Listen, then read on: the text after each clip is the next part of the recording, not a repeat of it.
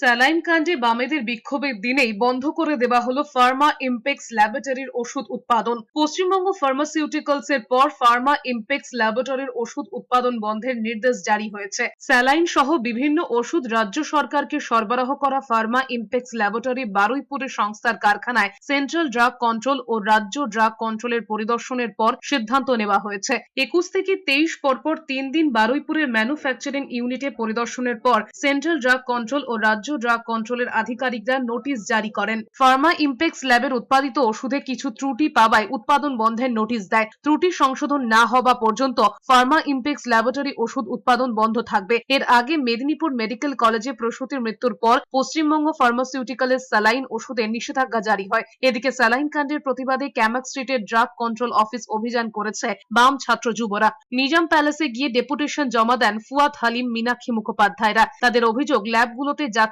তাই অবস্থার মধ্যে স্যালাইন ওষুধ তৈরি হচ্ছে, কিন্তু স্যালাইনটা যে খারাপ সেটা দেখার কেউ নেই। মানুষ স্যালাইনের জন্য মরছে, সেটাও স্বীকার করছে না। একটা সাব স্ট্যান্ডার্ড কোয়ালিটি স্যালাইন একটা কোম্পানি বহাল তবিয়তে বছরের পর বছর বানিয়ে গেল, অথচ কোনো অডিট হলো না।